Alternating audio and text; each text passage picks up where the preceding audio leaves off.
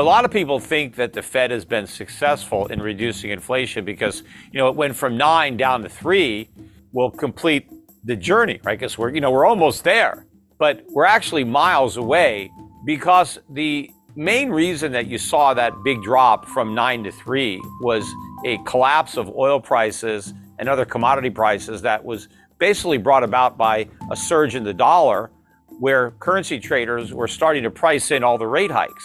So the Fed actually already got all the bang for the rate hike buck.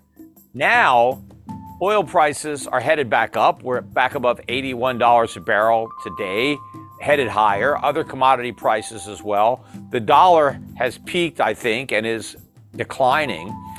So the headline CPI probably has bottomed out in the low 3s, and now it's headed back up. Meanwhile, if you look at the core, which is what the Fed claims is more important anyway, that's still around 5. And the decline in the core is far less than the decline in headline. I mean, it's barely gone down, despite the fact that we've moved interest rates from 0 to 5.5. So if the terminal rate is 5.25, 5.75, 6, that's not much from where we are now. And so why would that actually do anything when we haven't seen a meaningful decline?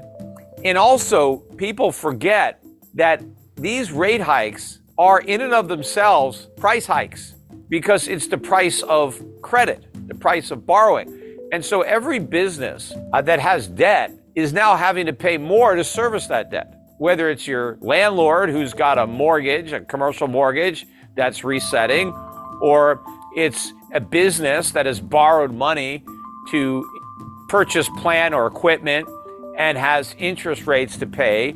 That's just like labor costs or raw material costs. It's another cost of doing business that is rising. And so businesses then try to pass on those higher costs to their end consumer with higher prices. So as higher interest rates continue to work their way through the cost structure, you've got more upward pressure. So I don't see how the Fed has really accomplished much of anything.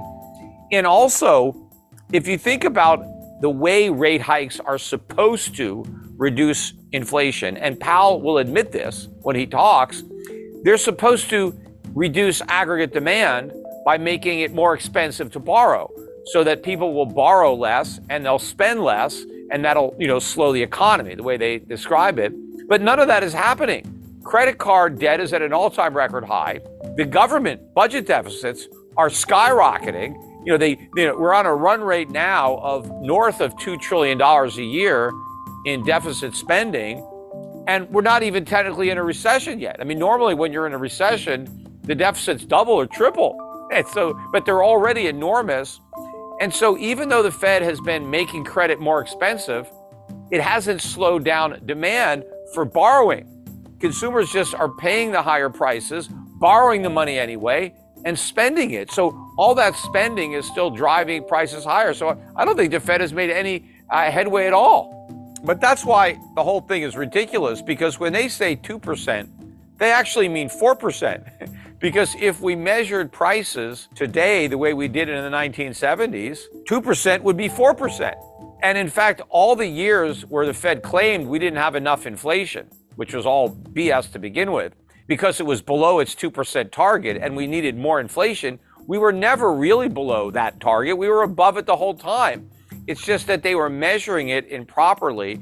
And the reason they did that was because they wanted to justify printing all this money to stimulate, the economy and to finance deficit spending and, to take the politicians off the hook from having to make the difficult political choices that may have jeopardized their reelection, because absent the Fed printing all this money and keeping interest rates artificially low, politicians would have had to have cut spending. And so that means that they risk losing the votes of the people who were losing their money. And so nobody had to do this because we were able to create all this inflation. But now the inflation chickens have come home to roost. And, this is a huge, huge problem that's insolvable and is going to get worse.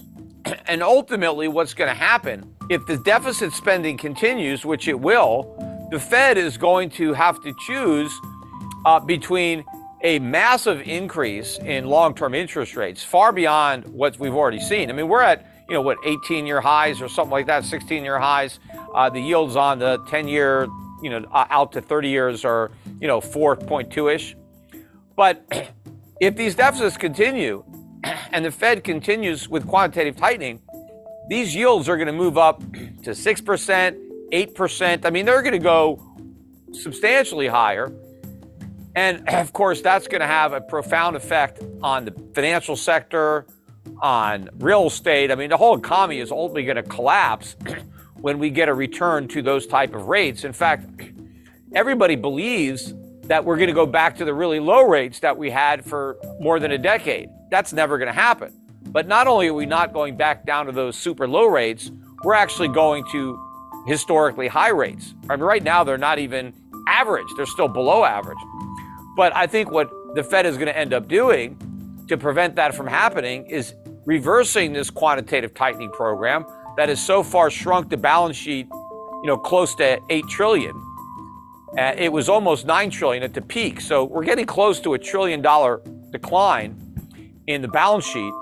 But with these deficits, the way they're going, the Fed's going to reverse and go back to QE, and the balance sheet is going to explode. In fact, if you look at interest now, interest payments on the national debt, they've gone from a few $100 billion a year to $700-800 billion. I think right now, interest on the national debt is the third biggest expense.